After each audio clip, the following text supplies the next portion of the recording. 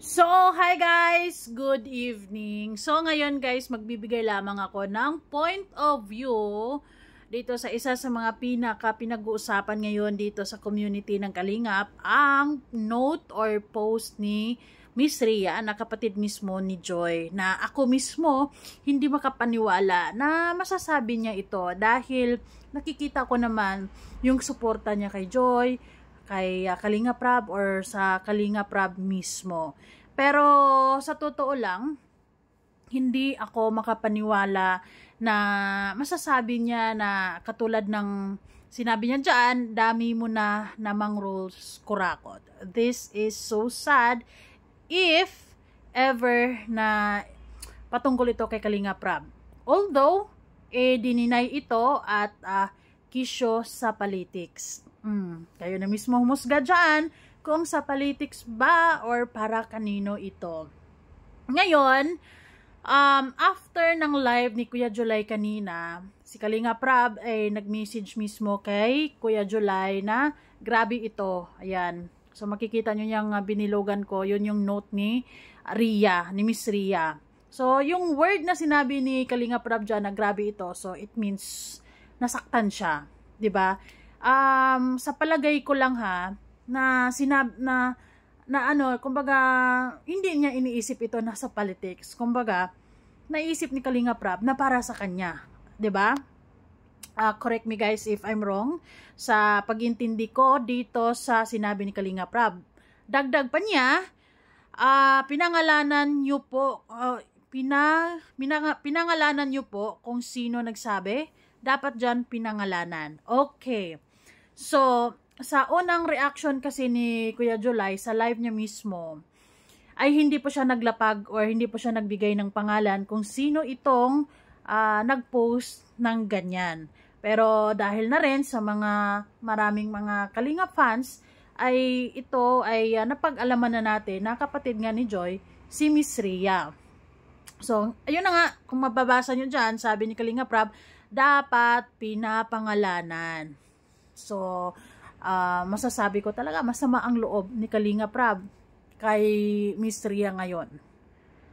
So, nakakalungkot naman talaga din na umabot sa puntong ganito ang nangyayari. Kasi iniisip ko din si Joy na naiipit sa ganitong sitwasyon. Siyempre, 'di ba?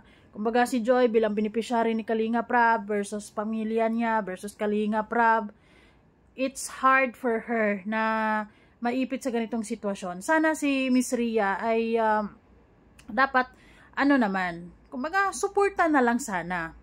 Ngayon, kung sakali mang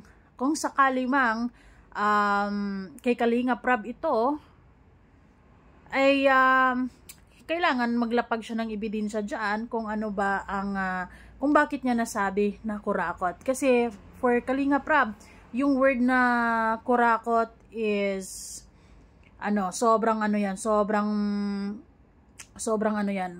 nakakalungkot na sabihan niya mismo ng ganon si Kalinga Prab. At hindi rin siguro matanggap ni Kalinga Prab or masama ang loob ng buong Kalingap siguro.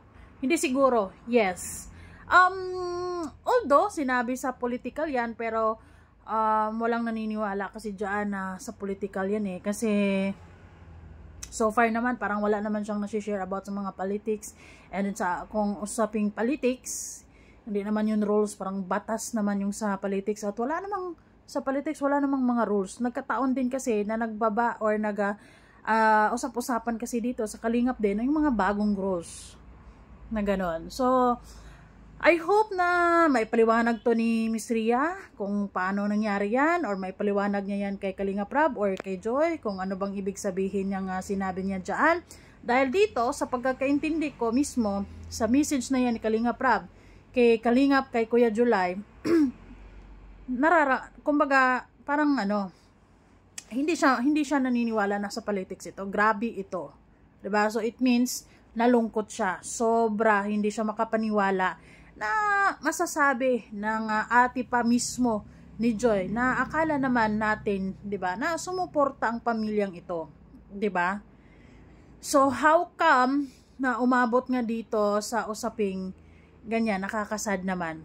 So, kayo guys, anong masasabi nyo? Ito ba ay politics or this is about kay Kalinga Prab?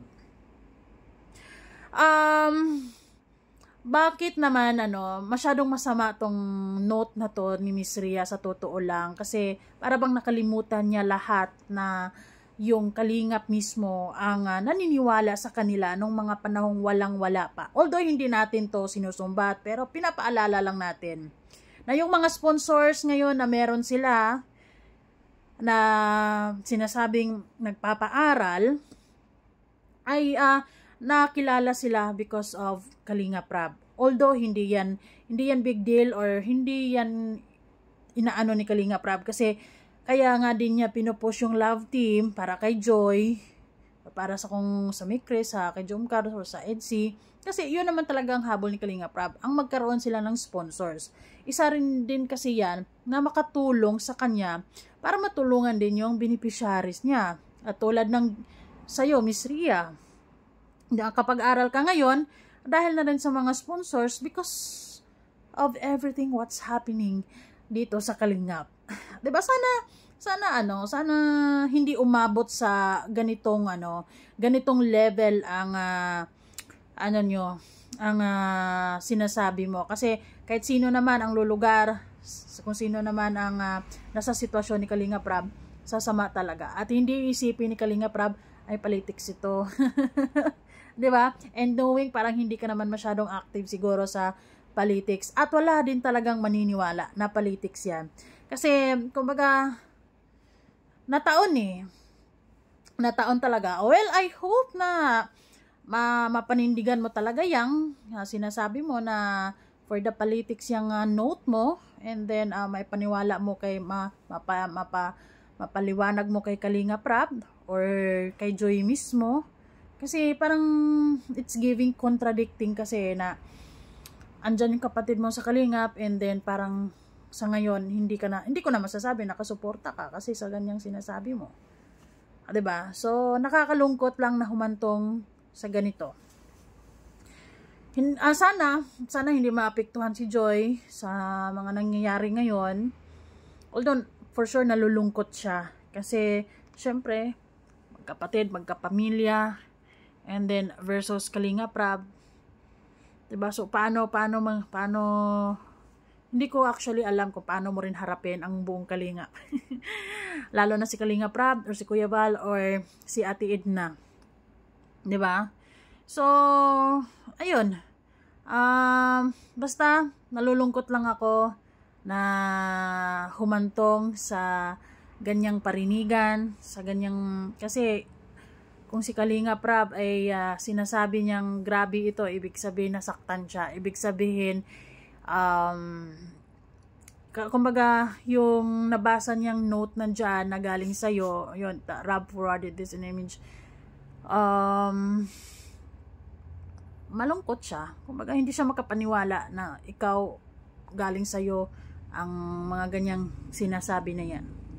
Kasi kahit ano pang palusot mo dyan, para sa akin talagang wala naman ang iisipin pang iba, 'di ba? Kasi when it comes to politics, parang wala naman silang bagong rules. Wala pa namang rules so far, kasi nga focus pa sa ngayon, sa corruption. Wala pa din namang na-resolve so far, 'di ba? Wala pa namang nananagot. So wala pa talaga. Si Kalinga Prab lang talaga lately ang may mga bawal na sinasabi niya. Doon mismo sa reaction ni Kuya July, si Kuya July na nag-announce sa mga bagay-bagay. And then, boogs! Biglang pumutok yung mga ganyan. Anyways, I hope na maayos niyo yan. Mapag-usapan or maipaliwanag or mag-sorry ka or bahala ka kung anong gawin mo dahil nakakahiya yung sinasabi mo na yan dyan. Pwera na lang kung meron kang may lalapag na resibo, patunay. 'Di ba? Kasi talagang hindi malilimutan to ng mga tao. Talagang ipaglalaban namin dito si Kalinga Prab kasi